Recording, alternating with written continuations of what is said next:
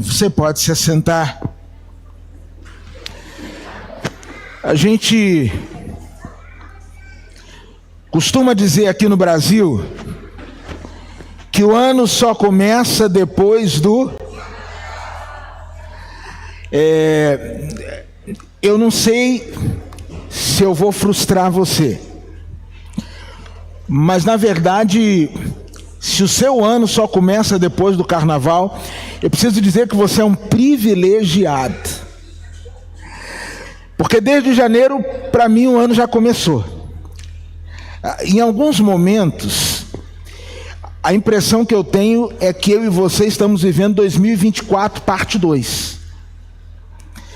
Porque, apesar de vivermos num novo tempo, todos nós enfrentamos antigas lutas. Todos nós, não existe ao final do ano a possibilidade de zerarmos todas as pendências e entrarmos no novo ano totalmente zerados das realidades e situações do passado. E às vezes, irmãos, uma das coisas mais difíceis na vida é a experiência da mudança. Às vezes nós vamos sempre empurrando aquilo que é importante para algum momento futuro. A gente costuma dizer que o ano começa depois do carnaval, mas a gente também costuma dizer que o dia certo para começar dieta é quando? Segunda-feira.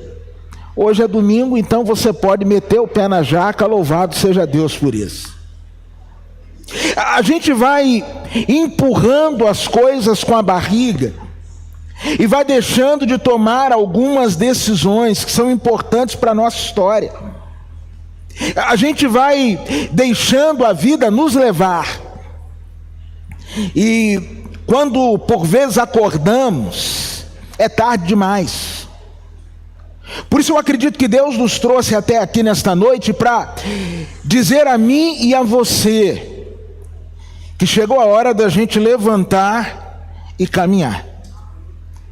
Deus te trouxe até aqui, Deus me trouxe até aqui, para que nós possamos diante de Deus olhar as nossas vidas, ou olharmos as nossas vidas, repensarmos as nossas atitudes e começarmos uma nova jornada. E para tanto, eu quero ler com você no livro de Atos dos Apóstolos, capítulo 3, a partir do verso 1 até o verso de número 8. Um encontro de 3 homens que refletem um pouco daquilo que é a minha vida e a sua vida. Preciso dizer a você que nesta noite, eu e você, querendo ou não, nos encontramos no lugar, na posição de uma dessas pessoas. E a Bíblia diz assim: certo dia Pedro e João estavam subindo ao templo na hora da oração, às 3 da tarde. Um aleijado de nascença estava sendo levado para a porta do templo chamada Formosa. Ali era colocado todos os dias para pedir esmolas aos que entravam no templo. Ao ver que Pedro e João iam entrar no pátio do templo, pediu-lhes esmola. Pedro e João olharam bem para ele, e então Pedro disse: olhe para nós. O homem olhou com atenção para eles, esperando receber alguma coisa. Pedro disse: não tenho prata nem ouro, mas o que tenho dou a você. Em nome de Jesus Cristo, o Nazareno, ande. Segurando pela mão direita, ajudou a levantar-se. Imediatamente os pés e os tornozelos do homem ficaram firmes. De um salto pôs-se em pé, e depois começou a andar. Depois entrou com eles no pátio do templo, andando, saltando e louvando a Deus. Vamos falar com o Senhor. Senhor, obrigado pela tua palavra, e peço que seja esse um tempo aonde o Senhor fale aos nossos corações, ministre as nossas vidas e nos mostre o caminho a seguir, para que nós possamos caminhar de acordo com aquilo que é a tua vontade. em nome de Jesus. Amém. Esse texto vai nos falar sobre 3 homens. Primeiramente, um paralítico, que nós não sabemos o nome, não sabemos a idade. E depois vai nos falar sobre Pedro e João. E eu preciso repetir para você: aceite você ou não, entenda você ou não, nesta noite, eu e você estamos na exata posição de pelo menos uma dessas 3 pessoas. E eu quero começar olhando para a figura do paralítico. A palavra de Deus vai nos falar algumas coisas a respeito dele. A primeira coisa é que ele trazia uma enfermidade, ou uma incapacidade física. Por ser paralítico, ele não conseguia caminhar, ele não conseguia avançar, ele não conseguia prosseguir.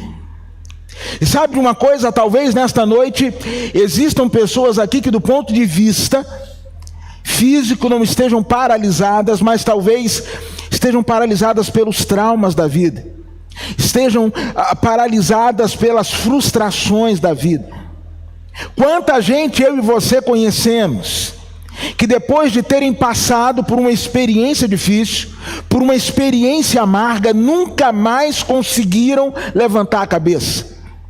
Quantas pessoas eu e você conhecemos que, após uma reprovação, após uma rejeição, após um término de um relacionamento, após uma demissão, passaram por uma ferida na alma tão profunda que nunca mais se disponibilizaram a correr atrás dos seus sonhos.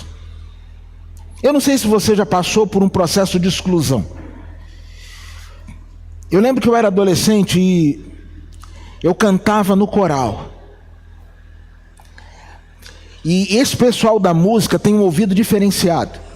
Você está cantando, eles sabem quem está afinado, quem está desafinando.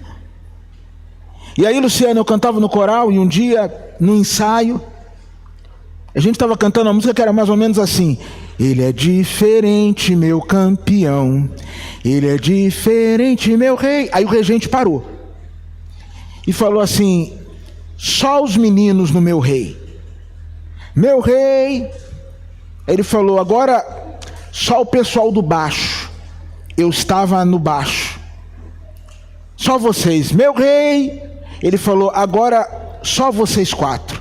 Eu estava entre os 4. Meu rei. E por último ele disse: Tércio, agora só você. E quando eu cantei, ele falou assim: eu posso fazer um pedido? Se você não se importar, você pode cantar um pouco mais baixo? E às vezes o coro começava a cantar e eu me empolgava e eu soltava a voz, e ele aqui regendo fazia só assim, ó, para mim, regendo, e eu sabia que era comigo, até que um dia eu me percebi fazendo mímica e falei assim: quer saber, não canto nunca mais. O que foi, na verdade, uma perda para a música brasileira, ser privada da minha voz. Mas sabe, eu conheço pessoas que, por conta de uma experiência como essa, jogaram tudo para o alto. Não só a possibilidade de cantar, mas a possibilidade de servir nas mais variadas áreas. Ele era paralítico.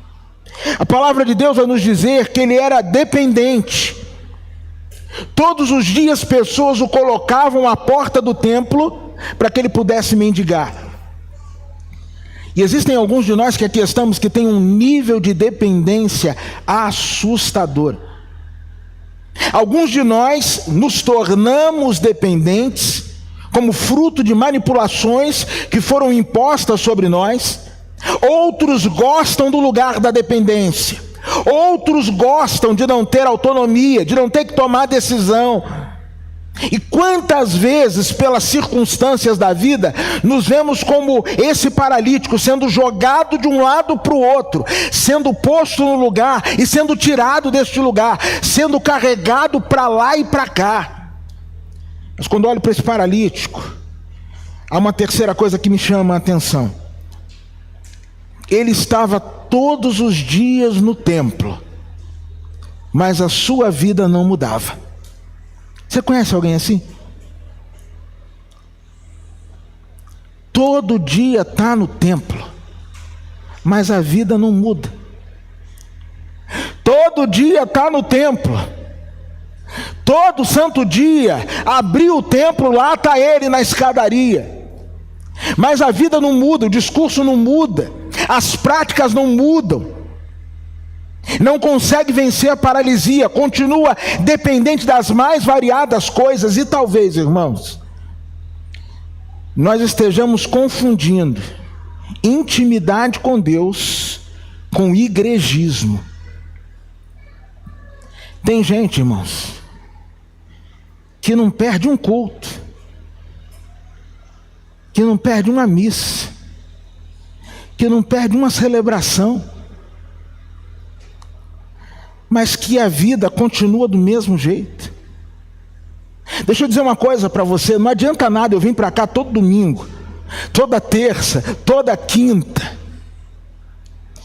e chegar em casa ser uma porcaria de marido, ser uma porcaria de pai, ser uma porcaria de vizinho, como patrão, ser a pior pessoa do mundo, ser uma pessoa arrogante, intragável, aquela pessoa que todo mundo celebra quando ela desaparece. Não pense você que o que vai mudar a sua vida é estar todos os dias no templo, porque não é isso que vai mudar. Não foi isso que mudou a vida do paralítico. O que mudou então, pastor? A vida desse homem? Bem, a vida daquele homem foi transformada quando ele entendeu 3 coisas que ele precisava e que você precisa entender. A primeira coisa é que você precisa começar a ansiar por coisas que o dinheiro não pode comprar. Perceba que Pedro e João estão subindo para o templo e ele está ali pedindo esmolas.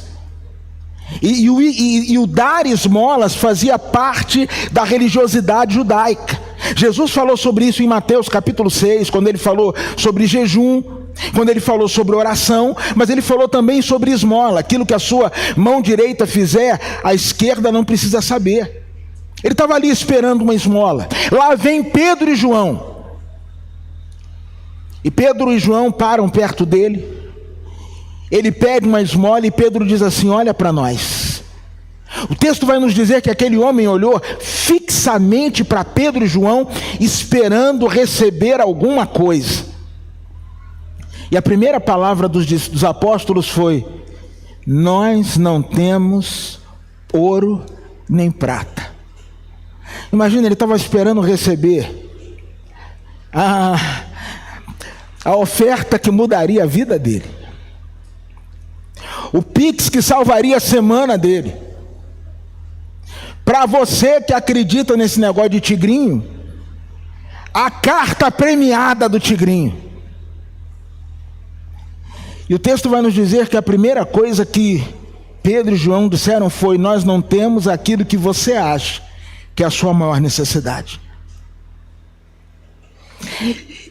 É interessante que algumas das nossas maiores vitórias são precedidas de grandes frustrações. Mas a gente só consegue entender isso quando a gente começa a valorizar ou a correr atrás daquilo que o dinheiro não pode comprar.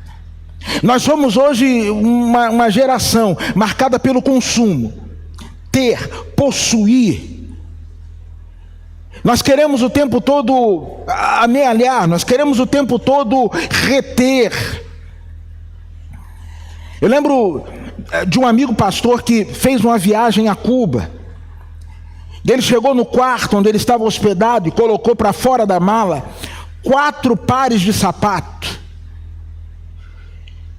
E o cubano que o hospedava dizia o seguinte: mas quantas pessoas vieram com você? Para que tanto sapato? Irmão, vamos ser sinceros.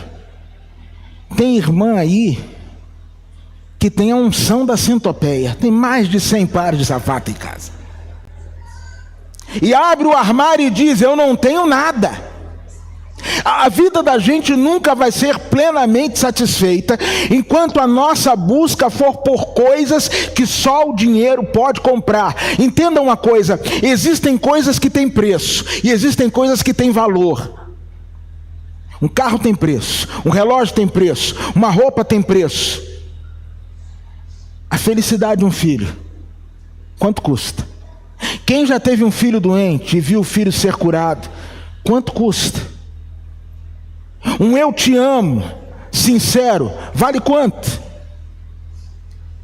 A oportunidade de abraçar um familiar que há muito tempo você não vê, quanto custa? Sabe, precisamos sair da esfera daquilo que podemos comprar, ou daquilo que o dinheiro pode comprar, e passarmos a enxergar para aquilo que só o Senhor pode nos dar. Eu quero convidar você que está paralisado na vida a sair dessa esfera de acreditar nas coisas que só o dinheiro pode comprar. A mudança desse paralítico acontece ainda, em segundo lugar, quando ele entende quem Jesus é e o quanto Jesus se identifica com a sua dor.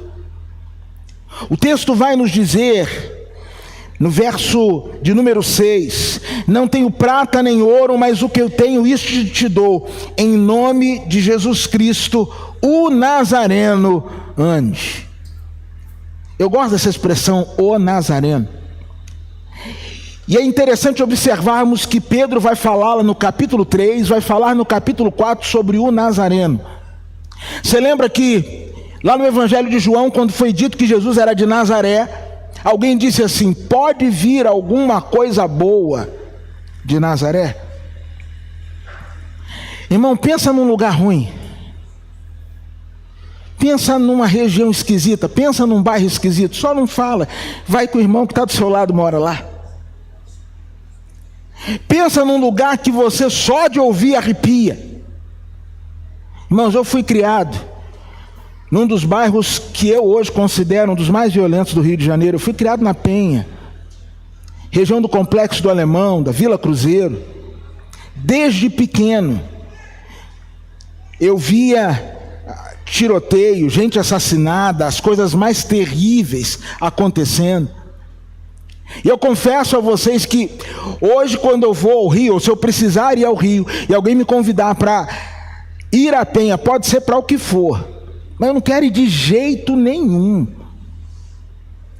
Nazaré era aquele lugar de má fama, de má reputação, aquele lugar que não tinha muito valor.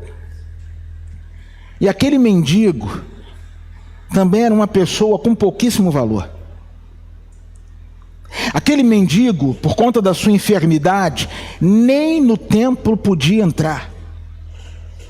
E eu preciso dizer para você que, quando Jesus é apresentado como Nazareno, dá-nos a ideia de que é o Cristo que se identifica com as nossas mazelas, com as nossas dificuldades, com as nossas vergonhas. É o Cristo suburbano, é o Cristo da quebrada, é o Cristo que se identifica com gente que sofre, com gente que está passando por problema.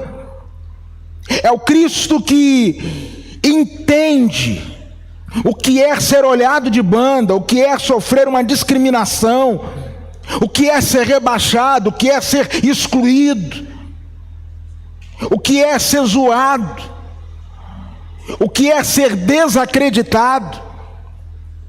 A verdade é que a história daquele homem, ou a vida daquele homem, representava vergonha, dor, humilhação, tudo de ruim. E agora eles dizem o seguinte: olha, você vai ser curado no nome de Jesus, o Nazareno. E o nome, irmãos, é mais do que uma identificação. O nome fala de autoridade, de representação, de poder. O Senhor Jesus, ele se identifica com toda e qualquer dor que você esteja a enfrentar. Mas quando olho para esse texto, há uma terceira coisa que fez mudança na vida daquele homem. O texto vai nos dizer, verso de número 7, que Pedro, segurando-o pela mão direita, o ajudou a levantar-se. A ideia da palavra segurar é mais do que simplesmente pôr a mão, agarrar, segurar firme, não soltar, conter. E às vezes, irmão, sabe o que acontece? Nós não experimentamos a transformação porque nós não permitimos que alguém nos toque, que alguém nos ajude, que alguém nos levante. Às vezes eu falo com algumas pessoas assim, cara, me ajuda a te ajudar. Às vezes na nossa teimosia nós não permitimos que ninguém nos toque. Algum tempo atrás eu estava com meu filho Caleb, ele devia ter uns 3 ou 4 anos de idade. E eu estava dizendo para ele que ele não deveria mexer num determinado lugar, porque ele iria tomar um choque. E toda hora eu tirando, uma hora eu cansei. Porque, irmãos, amar também é deixar o outro ir. O pai do pródigo, quando o pródigo quis ir embora, não ficou segurando, não. Eu falei, que aí vai, meu filho. Você vai cair, você vai se machucar. Irmãos, o menino caiu. Nem um choque ele levou, só um susto. Mas parecia que ele estava num culto. Aqueles cultos bem pentecostais. O menino voltou com as mãos erguidas, chorando e dizendo assim, pai, oh pai, eu preciso de ti. Eu falei, oh abençoado, só agora que você percebeu? Às vezes, irmãos, a gente não sai do fundo do poço porque a gente não permita que alguém nos ajude. Quem são as pessoas que Deus colocou à sua volta para você gritar por socorro? Quem são as pessoas que Deus colocou à sua volta para que você não atravesse esse vale sozinho? Não é vergonhoso pedir por socorro. Não é vergonhoso deixar que alguém nos toque para que nós fiquemos em pé. A história desse homem foi transformada porque ele aprendeu a olhar para coisas que o dinheiro não compra, porque ele entendeu que Jesus Cristo era aquele que com ele se identificava, mas porque ele permitiu ser tocado. E aí você vai me dizer assim, mas pastor, você falou que nós estamos em uma das duas situações, ou nós somos como Pedro e João, ou somos como o paralítico. E para ser sincero, até agora eu não me identifico em nada com o paralítico. Mas se você não se identifica com o paralítico, então é porque você é um Pedro e João. Perceba que Pedro e João estavam indo ao templo para orar. E eles tiveram a sua rota, a sua caminhada interrompida. Eles tiveram a sua caminhada atravessada por esse paralítico. E quando eu olho para essa situação, eu entendo que quando Deus permitir que algo mude os seus planos, ou o rumo da sua história, não entenda isso como uma perturbação, mas como Deus realizando na sua vida um realinhamento de propósito. Às vezes, irmãos, Deus toma o controle da nossa história, muda o nosso rumo, frustra os nossos planos, nos coloca em lugares que nós não esperávamos estar, põe no nosso caminho gente que a gente não esperava encontrar, coloca os paralíticos na nossa história, simplesmente para que nós possamos agir na vida deles como Pedro e João. Essa história me ensina que se você é o paralítico, permita que alguém te toque, mas se você é Pedro e João, nessa semana toque na vida de alguém.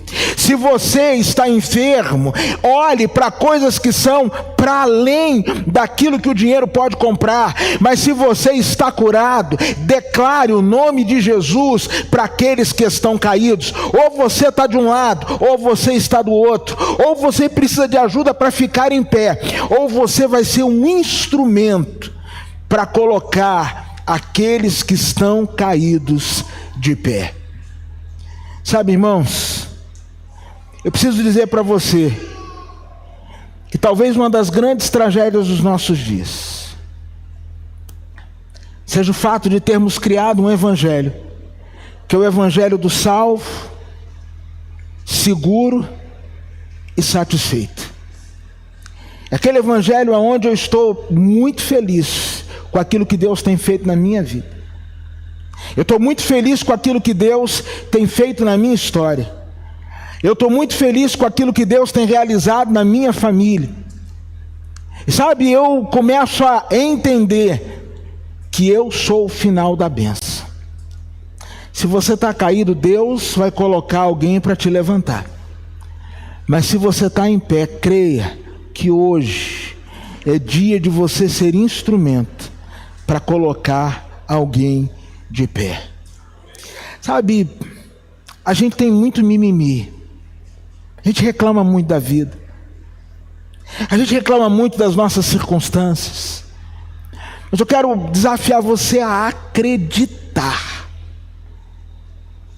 que Deus quer usar você para levantar alguém. Mas eu quero também desafiar você que está caído a acreditar que nessa noite Deus pode e Deus quer te levantar. Vamos ficar em pé. Fique em pé no seu lugar. Eu quero orar com você. Quero apresentar a sua vida diante de Deus. E quero te fazer uma pergunta muito simples. Nessa história toda, onde você se encontra? Nessa história toda, onde você está? Se você está caído, paralisado, eu preciso dizer para você: há poder no nome de Jesus para te colocar de pé. Se você está caído, há poder no nome de Jesus para te pôr de pé. Mas se você já está de pé, eu quero desafiar você a se valer desse poder para estender a sua mão para pôr de pé aqueles que hoje estão caídos. Quem é você nessa história? Pedro e João, que vai estender a mão para socorrer alguém? Ou é o paralítico, aquele que precisa do socorro de Deus?